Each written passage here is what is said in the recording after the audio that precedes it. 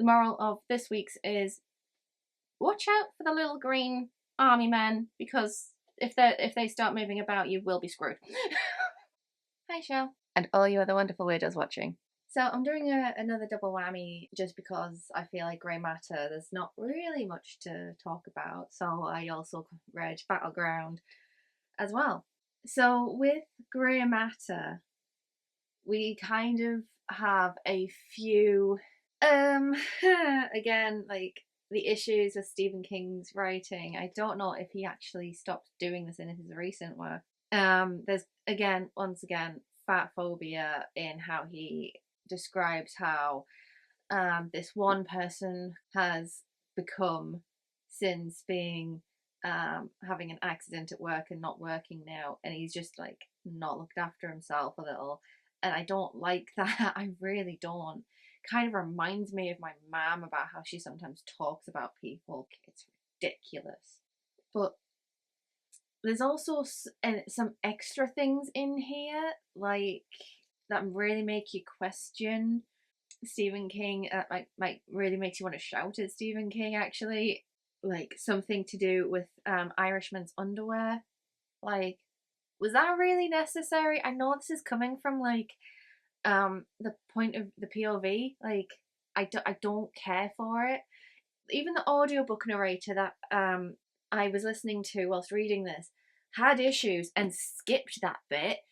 Even she had issues with some of the language used in here, that she would just like not include it. She would change Jesus Christ to Lord. But yeah, she would even skip like the overly offensive language. Even though she was enjoying the story, she couldn't do the language. But yeah, so Grey Matter, we are in a shop, just like one of those local, like, small town shops that you kind of, everybody knows each other type of thing. And yeah, they're just like stuck in a snowstorm a little. It's getting really bad outside, and this boy comes in, really shaken, and has a private word with the shop owner. And there's that line where oh yeah, this he buys beer for his dad, and the shopkeeper allows it because he knows it's for his dad. As somebody who works in a shop, that would not fly. We would definitely have to have the adult buy their own beer, because that is just not going to do it. That's not going to cut it. Just knowing it's for the adult, that's not. I did not sit right with me at all. But when the shop owner comes back out, he's just like, right, you and you're coming with me. We're going up to see this. Gonna go up and see the guy. But the shop owner is called Henry. So Richie is the dad in the situation, and there's also Bertie, who is quite terrified of the situation. But yeah, Timmy is the little boy, because it kind of just like feels like the stereotypical little boy's name is Timmy. But yeah, they're going up to the guy's flat. The boy's staying behind, and the shop owner's wife is going to give him some food, just like look after him. So the shop owner is basically giving them the rundown of what the boy has told him. And right, I have this gun. We're going to go up there, and I'm going to tell you exactly why we are going up there with this gun.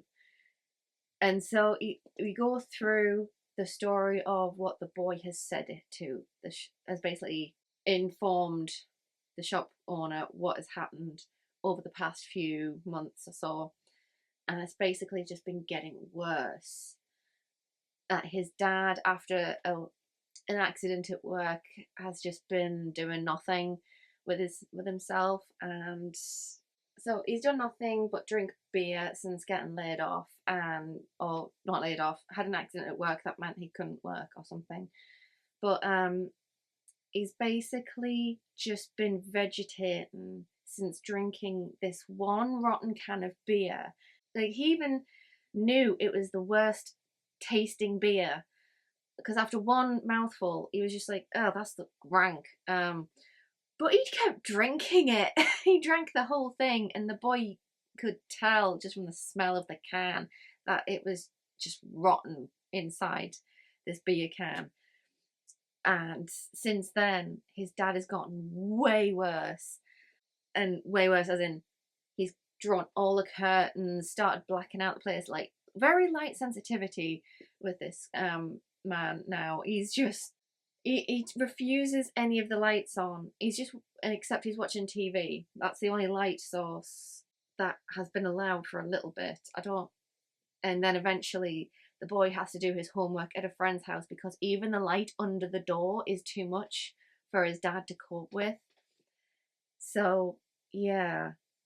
And it gets scarier because one day Timmy comes home from school and doesn't want to open the door. He looks through like the hole and sees his dad moving about inside and has a new appetite after pulling out a dead cat from the wall. Oh my god. I mean, as much as Stephen King's writing frustrates me with how he's phrased certain things like to be a little offensive, he can definitely sell the repulsiveness of what this man has turned into and the sheer terror from this boy just because of just the atmosphere it's created through the writing. That in itself sold the story, and just there's not really much to say except they're going up and he's just informing these two, including the POV, what is going on, what has happened to this man, that he's just like turning into something.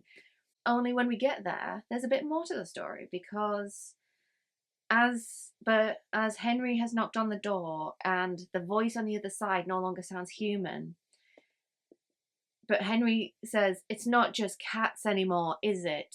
And then the POV remembers there's people been going missing because they're just like, how has the neighbours been dealing with the stench coming from this? And Henry's just like, what neighbours? Yeah, it's been getting worse, and that's why the gunning is very necessary. I also like how like dreadful the open end to this is. Like, Bertie is scared anyways. We know he's going to run. Our POV, we don't expect him to run, but he does also run. When guns are shot, like the gun has been shot, and we hear the firing, but we don't get the outcome of said encounter because the thing that this man has turned into is also contagious, because we get the lines going, "If I touch you, you'll turn into me," and that there's more creatures behind him as well. So whatever was in this rotten can has just like sat in him, mutated him, transformed him, and now it's like a fungal infestation. Like, it's kind of like this thing that's starting to spread, like taken over him, and now it's like gone into other people because he's gone out at night and hunted people in the dead of night. And what I like about the ending is just that they are just sat in the shop waiting for Henry to come back, and they're still there just hoping that Henry does come back through that door. And I like how that is the ending. It's just like, we don't know what happened, we're just still waiting here. It's always, so the horror element is like in this grotesque what is happening, as well as just like the sheer horror from this boy seeing his dad be consumed by this gruesome thing, or just being turned into slowly this thing. And then we get just the horror of just waiting to know what happened, because this is somebody you know, this is your friend, and you're just like catastrophizing in your head, just sitting there, please tell me he's going to come through that door. So I do love that ending. That is a really effective ending to it. And then we have Battleground, which I could not get out of my head the film Small Soldiers. So Battleground, we've just got this guy. I'm pretty sure he's an assassin of some kind. The details don't matter. I'm like absorbed by what happened after this parcel gets opened. But he's just like sat in front of this. He gets back to his flat and he's basically just like pondering about opening this parcel that he's sure is a bomb. And he's just like going through the motions of, right, it's not timer based, it would have gone off in transit. It got to be careful opening it in case I trigger something. And eventually it does open. Inside are soldiers, little soldiers, and I'm pretty sure it's the little plastic green men that you get, and they are actually real. They are moving about, shooting at him, and I'm pretty sure it would have been less like the case if he didn't throw a cushion at them.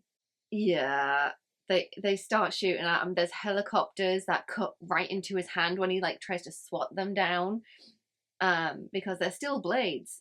They are pretty real helicopters.